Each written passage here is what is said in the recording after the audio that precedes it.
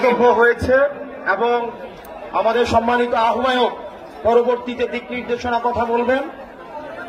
আমি শুধু বলবো, সিলেট থেকে যারা এনসিপির প্রতিনিধিত্ব করছে, অর্পিতা আপা, আমাদের এহতেশাম ভাই, জোনায়েদ ভাই, আপনারা তাদের হাতকে শক্তিশালী করেন, এনসিপিকে সিলেটে শক্তিশালী করেন। এনসিপি কোন চাঁদাবাজের দল নয়, এনসিপি কোন টেন্ডারবাজের দল নয়।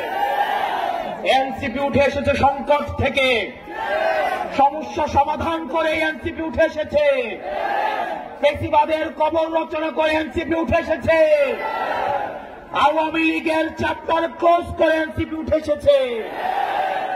আপনারা এনসিপির হাতকে শক্তিশালী করুন।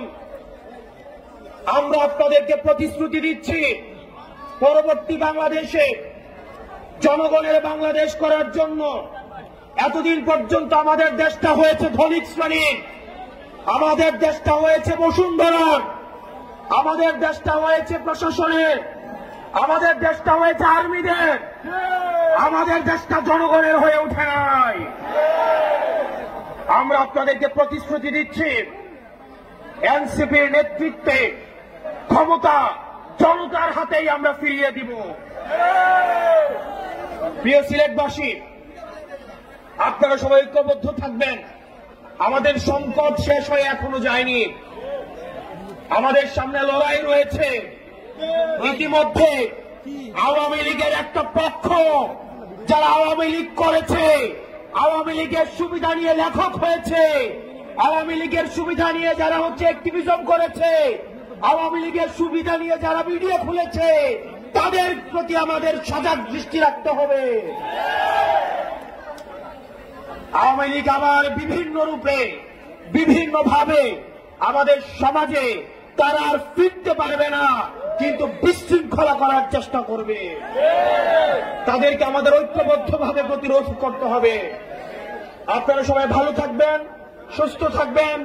এই মুহূর্তে বাংলাদেশে কোনো কিছুর প্রয়োজন আছে, বিচার আর সংস্কারের প্রয়োজন আছে, বিচার আর সংস্কারের প্রয়োজন আছে। এই মুহূর্তে দরকার বিচার আর সংস্কার, এই মুহূর্তে দরকার ইনকিলাব, ইনকিলাব, ইনকিলাব, ইনকিলাব। নতুন করে আবার দেখতে পাচ্ছি আমাদের মুজিববাদের পাহারাদার দাঁড়িয়ে যাচ্ছে। তারা কথায় কথায় আমাদেরকে বাংলা ছাড়তে বলছে। আমরা বলবো, চাঁদাবাজার দখলদার বাংলা নয়, তোর বাপ দাদা।